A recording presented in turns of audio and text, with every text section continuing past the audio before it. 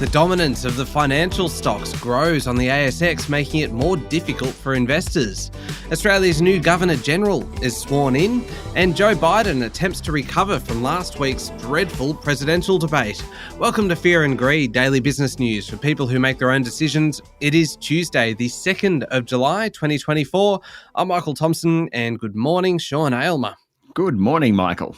The main story this morning, Sean, of course, the end of the financial year and the share market in 2024 had some extreme winners and extreme losers, including some household names. Yes, the best performing mid to large cap for the 2024 fiscal year just finished was imaging software group Pro Medicus. Essentially, the group has software that brings radiology or medical imaging into the 21st century. It just makes these images much more maneuverable and able to be transported much easier than the old style films, if you know what I mean. Its share price doubled last financial year. The group's now worth $14 billion. Notable mentions in this category include fund manager GQG Partners and circuit board software group Altium. The best of the mega caps, top 20 companies, is industrial giant Goodman Group. Its share price is up 74% over the past year, in large part thanks to growing demand for data centres. At the other end of the ladder, a bunch of miners, particularly lithium companies, are the worst performers. Liontown Resources was down 68% last financial year. IGO was off 62%, and Arcadium Lithium tumbled 51%. Tabcorp should now be considered a small cap, not a medium cap. That's because its share price fell 37% last year. In the mid-cap range, Sonic Healthcare and Endeavour Group were poor performers, and among the mega caps, Woodside was worst, down 18%. If you look at the widely held stocks, those with plenty of retail shareholders out there, Telstra and Woolies both performed poorly, down 16%. Coles was off 8%. Qantas was down 5%, while the big four banks all did very well, led by National Australia Bank. Yeah, Sean, speaking of the banks, last financial year, we seem to be talking about the banks doing well, even though many analysts said that they were overpriced. What's that meant for the market? Well, it means the market has performed well, 8% for the full year, but it really does create a challenge in that the ASX 200 is now over-reliant on the banks. The finance index, which is dominated by the big four banks, accounts for a massive 31.5% of the ASX 200. I can't remember that ever being that high. So if the banks have a bad year coming up, many think they will because of the current relatively high valuations, then the market will struggle to outperform. Materials, which includes the big three miners, is the next largest index. That comes in at under 21%. It is a much more diverse bunch of companies. So that index can still do okay, even if the iron ore price falls. That means BHP, Rio Tinto and Fortescue Metals probably don't do so well. Think about the tech sector, best performing sector last financial year. It only accounts for 3.1% of the ASX 200. Hence, even if the WiseTech Globals and the Pro Medicuses and that of the world do well, it doesn't necessarily mean the market does well. The point in all this is if you are a passive investor in the ASX 200, your fortunes are going to be very tied to the big four banks. If you're investing in the ASX 200 and want to get a wide spread, it's just a bit more difficult when so many, or almost a third, of the market capitalisation are in financials. Yeah, and of course, we are not an investing podcast, and you should speak to a professional to get some financial advice before making investment decisions. Sean, we've talked about last year. Mm-hmm. Let's talk about yesterday. How did local markets perform? Closed down just a touch to 7,751 points. We talked about Pro Medicus doing really well last year. Second worst yesterday, though. Dropped 5%. It's quite the fall from grace, isn't it? It's a fickle world, isn't it? Worst, mind you, was Strike Energy. It updated the market on the status of a gas supply deal with a Wesfarmers subsidiary. Not good news. Its share price dropped 20%. The coal companies were among the best performers. Talk about that in a moment. Looking at large caps, BHP jumped 1.6%. Rio Tinto was up 1.5%. Fortescue Metals Group 1.4%. Mostly the big banks were lower, while WiseTech Global fell more than 5%. Cochlear, REA, QBE, Suncorp and Xero were also sold off. Corporate news, Lendlease hasn't had a great time of it recently. Of course, 2 months ago, it said it will abandon most of its overseas operations. Yesterday, it said it will sell its US military housing business for $480 million. It was very happy with the sale price As a result, its share price was up 4% yesterday. Brambles replaced a guy called Xavier Garijo, the head of its CHEP Americas business. Now, he'd only been there for 6 months. I just loved how they described the reason for him leaving. They blamed it on cultural differences. Oh. Yeah. It's kind of like the last line of a joke or something, isn't it? Oh, it does. It feels a little bit uncomfortable, and it feels like there is certainly a story there. Yeah, exactly. Anyway, Brambles' share price fell 2% yesterday. And finally, Lake Resources' share price was flat after the mining hopeful with a flagship project located in Argentina's Lithium Triangle said it will have to slash jobs and sell off assets as it faces lower commodity prices and searches for a partner. How have we never talked about the fact that Argentina has a lithium triangle before, Sean? Well, to be perfectly honest, I only found that out yesterday. Oh, okay. Didn't know. I mean, it sounds very exotic, kind of like the Bermuda Triangle. Triangle? Yeah. I don't think boats go missing, though. No, just investors' money. Probably, yeah. All right, what's happening on international markets? Global investors will be watching China very closely this week with the Communist Party's top brass gathering for one of the country's big annual policy meetings.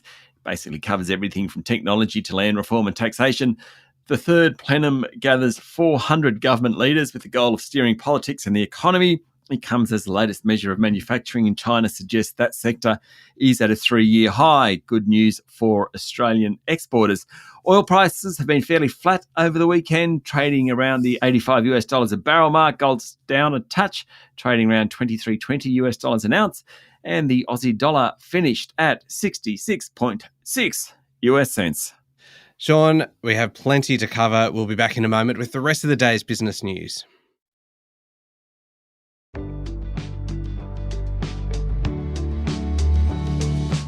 Sean, day 2 of the new financial year, and while taxpayers and minimum wage earners are certainly happy for the jump in what appears in their bank accounts, international students aren't quite so happy. No, one big budget initiative is to increase student visa application fees, which are non-refundable. The fee jumped from $710 to $1,600. The number of international students surged post-lockdowns. It was a big part of the net migration boom in Australia in recent years. Since then, the numbers have come off somewhat. And to the end of May, there were 330,000 student visas approved. That is something of a honeypot for governments looking for money, and the federal government has actually said it will cap foreign student intakes, but certainly that's a hefty hike in fees from $710 to $1,600. That is massive. The new Governor-General, Sam Mostyn, was sworn in yesterday. She is the 28th Governor-General and the second woman to take the role. After the ceremony in the federal Senate, Ms. Mostyn said she often reflected on a speech by Indigenous leader Noel Pearson, in which he talks of a 3-part portrait of Australia, 65,000 years of Indigenous culture, to its British institutions, to its multicultural present and future. She said Australia is a country with extraordinary advantages of geography and resources and the oldest continuing culture in the world. She added that since World War II, Australia has welcomed 7.5 million migrants, including 950,000 refugees. Contemporary challenges, according to Ms. Mostyn, include violence against women, growing economic inequality, the lingering impacts of the COVID pandemic, and, as she described it, the pernicious impact of social media. Oh, pernicious. Great word. Cracking word. Big pay rises, Sean, for 250,000 aged care workers have been delayed until next year. The Fair Work Commission rejected the Albanese government's proposal to stagger the pay rise of between 2 and 13.5% over 18 months, so it would push into 2026. However, given uncertainty over short-term government funding, the Commission agreed to phase in increases in 2 tranches, half on January 1, 2025, the rest on October 1, 2025. It will help the federal budget short term, given the cost could be as much as $5 billion. A further 80,000 indirect carers, including cooks and cleaners, will receive their full 7% increase from the beginning of next year.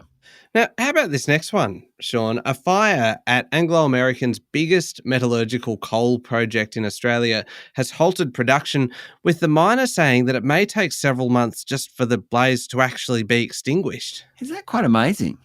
Yeah, this isn't kind of to put out the fire and then repair the damage and then kind of get back up and running. This is just to put the fire out. Yeah, so a methane explosion on Saturday caused a fire at the Grosvenor Underground mine, which accounts for about 30% of the company's annual production of coking coal in Queensland. No one was injured, fortunately.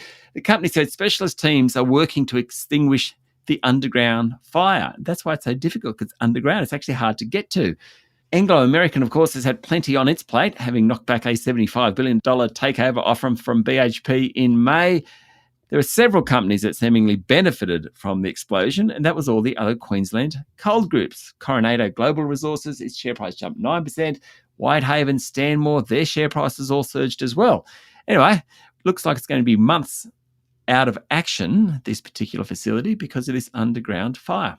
Yeah, that is quite extraordinary. The corporate watchdog has approved a new, tougher, self-regulated code of practice for the banking sector, which should do more, hopefully, to help out the small business sector. But Australian Securities and Investments Commission boss Joe Longo warned banks to behave and guard against the re-emergence of past problems, be that in product sphere, around incentives for lenders and staff, or attitudes towards customers. You just imagine ASIC boss saying, please behave to the banks. Yeah. Keep a nice attitude towards your customers, please. Yes, yes. Okay. All right. It's like Austin Powers or something, isn't it? It's almost childish. Behave. Yes. Oh, well done. Behave. You're right. It is. It's almost kind of reducing the banks to the levels of children in the way that they're being addressed. And maybe based on previous kind of behavior, maybe that is justified. That's it. Anyway, Mr. Longo said the code should be considered a base case and standards should improve beyond it. For example, he wants the banks to be more proactive around helping customers in high-fee accounts find a better deal. The new code provides greater clarity on the types of support available to all customers. There's a broader definition of vulnerable customers, which states anyone can become vulnerable at any time. The new code will also improve inclusivity and accessibility for customers, including via interpreter services, national relay services, and accessible information. Okay, turning to international news now, and Joe Biden is staying in the race for president, even though the first major poll since last week's debate shows a drop in support for him, even among Democrat voters. There are plenty of Democrat supporters who are openly talking of him leaving the race, but it doesn't look like happening. The Biden family spent the weekend at Camp David, where the extended group was due to have a photo shoot with celebrity photographer Annie Leibovitz. The share of Americans who say Joe Biden should seek re-election dropped significantly, according to the CBS poll published over the weekend. It dropped 10 percentage points among registered Democrat voters to just 54%. 9 percentage points among all voters to 28%. About 72% said Mr. Biden doesn't have the mental and cognitive health to serve as president. That's not good when almost 3/4 of voters saying he's not up to it. Sean, two very quick points. Mm-hmm. The first one is quite a serious one. The fact that you have an interview coming up after the show on this subject, and it is a great chat with Bruce Wolpe, who is the senior fellow at the United States Studies Centre and who knows this space better than anyone in Australia at the moment. Yes, he worked with the Barack Obama administration. He's also worked with Julia Gillard here. He's a Democrat, clearly. And we have a great chat about what's going to happen now with Democrats. Now, Bruce believes that Joe Biden will eventually run for president, but it's just fascinating to go through Bruce's thinking. I don't think he's delighted about what happened last week. I think it's fair to say. No, he doesn't sound happy, Bruce. No. But he always sounds like an expert because he is that. Mm. Now on to the other point that I needed to make. Yes. Sean. Whenever you hear the name, when you hear that the Biden family were going to Camp David to have a photo shoot with celebrity photographer Annie Leibovitz, do you think of the wrong photographer and constantly think of Ann Geddes, like I do, who is another celebrity photographer, but she's the one that takes those baby photos? So as soon as you said that, I just had this picture of Joe Biden, and you know how the babies are kind of wrapped up in like they're like a little bumblebee, or it's like a in a gum nut or something like that, and they're all kind of curled up, and it's very cute and very sweet. And I just had this picture of Joe Biden being kind of. But do you know who I'm talking about? Ann Geddes? I know exactly who you're talking about. Not for a moment did it come to my mind, but now you've put it there, and it's there. And it's kind of a cute image, isn't it? It's a very cute image, I think. Yeah, no. Hey, maybe if if Joe Biden really has a problem with Democrat voters, Mm. get Ann Geddes in there. Is that the solution? It's a solution. Well, it's a solution. I don't know if it's a good one, Sean. Let's move on, shall we? Oh, let's, please. It's always worrying when I say, don't you think of this? And you always just say, no, I never think of that. That kind of, like, you hang me out to dry constantly. Sorry, Michael. Sorry. Now, Marine Le Pen's far-right party has beaten President Emmanuel Macron's centrist alliance in the first round of French parliamentary elections, moving the country closer to a potential nationalist government. After unusually high turnout, the National Rally Party won 33.2% of the vote, while the left-wing NFP alliance came second at 28.1%. Mr. Macron's Ensemble alliance secured just 21%. The projections suggest that National Rally and its allies are on track to win the most seats in the National Assembly and potentially even an outright majority in the final round of voting on July 7. If the National Rally were to secure 289 seats in the 577-strong lower house, it would force Macron into an uncomfortable power-sharing arrangement known as cohabitation, in which the two opposing parties actually are going to be forced to govern together. That would be fascinating to watch. Oh, certainly will be. Plenty of theatre this week, Sean. Up next is the Fear and Greed Daily interview. We just spoke about it. You're speaking today with Bruce Wolpe, all about what Joe Biden should do next and what could happen. It is coming up next in the Fear and Greed playlist on your podcast platform or at fearandgreed.com.au, which is also where you can sign up for the Fear and Greed weekly newsletter. It is coming out tomorrow, and it is not just full of news, it is also full of Sean Aylmer's views. And Sean, are we going to get your take on the election debate? Yes. You've put me on the spot there. I'll have to think about that. Yes. Okay. I think good. So. Excellent. Head along to fearandgreed.com.au and sign up for that free weekly newsletter because it comes out tomorrow, so there's not much time to do that. Thank you very much, Sean. Thanks, Michael. It is Tuesday, the 2nd of July, 2024. Make sure you're following the podcast and join us, please, online on LinkedIn, Instagram, X, TikTok, and Facebook. I'm Michael Thompson, and that was Fear and Greed. Have a great day.